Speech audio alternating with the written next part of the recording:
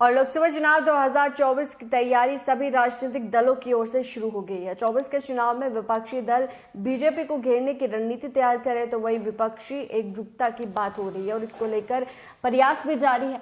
भारत में विपक्षी एकता पर एक सवाल के जवाब में राहुल गांधी ने वॉशिंगटन में भी कहा था कि विपक्षी बीजेपी को 24 के लोकसभा चुनाव में हरा देंगे। तो वही बिहार के मुख्यमंत्री नीतीश कुमार अलग अलग दलों को साथ लाकर बीजेपी के खिलाफ एक महागठबंधन तैयार करे। विपक्षी दलों नेताओं की ओर से ये कहा जा रहा है कि मिलकर लड़ेंगे तो बीजेपी को हराया जा सकता है। रणनीति 24 की तैयारी हो रही है, लेकिन 19 के चुनाव को देखा जाए तो मुकाबला सिर्फ बीजेपी बनाम अन्य नहीं था। नतीजों का विश्लेषण करने से पता चलता है कि कई राज्यों में क्षेत्रीय दलों का ही सिर्फ दबदबा रहा। वहां कांग्रेस और बीजेपी सीन में नहीं है। साथ ही कई सीटों पर सिर्फ बीजेपी और कांग्रेस के बीच ही सीधा मुकाबला है। 443 सीटों के पूरे गणित को तुम कुछ पॉइंट्स है उनके जरिए समझाते हैं।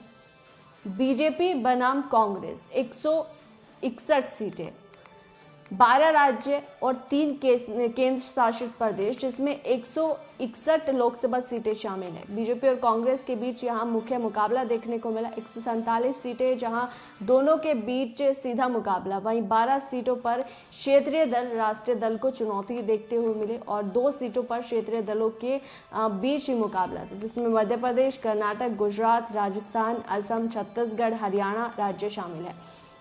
यहाँ बीजेपी को 147 सीटों पर जीत मिली और कांग्रेस को 9 और अन्य के खाते में 5 सीट आई। तो वही बीजेपी बनाम क्षेत्रीय दल मतलब कि 158 सीटें, यूपी, बिहार, झारखंड, पश्चिम बंगाल और ओडिशा, इन 5 की 198 सीटों पर अधिकांश में बीजेपी और रीजनल पार्टी के बीच ही मुकाबला रहा। 154 सीटों पर सीधा मुकाबला क्षेत्रीय दलों के साथ था। 25 सीटों पर कांग्रेस और क्षेत्रीय दलों के बीच मुकाबला था। 19 सीटों पर क्षेत्रीय दलों के बीच ही मुकाबला था। बंगाल की 42 सीटों में से 39 सीटों पर बीजेपी या तो पहले या फिर दूसरे नंबर पर थी। तो अब जो है तीसरा, कांग्रेस बनाम क्षेत्रीय दल यानी कि 25 सीटें। 2019 के चुनाव में कांग्रेस केरल, लक्षद्वीप, नागालैंड, मेघालय और पुडुचेरी की 25 सीटों में से 20 पर पहले या दूसरे नंबर पर रही। यहाँ बीजेपी लड़ाई में भी नहीं दिखी। केरल की केवल एक सीट थी जहां बीजेपी को दूसरा जो स्थान था वो हासिल हुआ। यहाँ 17 सीटों पर कांग्रेस को जीत मिली और अन्य को 8 सीटों पर।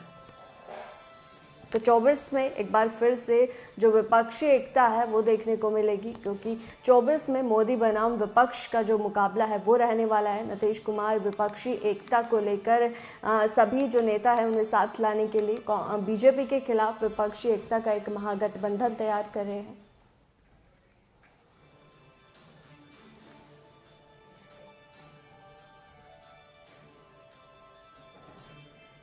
और कांग्रेस के वरिष्ठ नेता पीएम पूनिया का एक बड़ा बयान सामने है, जहां उन्होंने रालोद और सपा के साथ कांग्रेस का क्या रुख होगा इसको लेकर बयान दिया है और साफ किया है कि कांग्रेस का रुख क्या होगा। क्योंकि जयंत चौधरी ने भी अक्सर अपने बयानों में कहा है कि समाजवादी पार्टी के साथ उनका गठबंधन जारी रहेगा और कांग्रेस के साथ भी गठजोड़ की जो संभावना है उस पर विचार विमर्श किया जाएगा। इसके बाद अब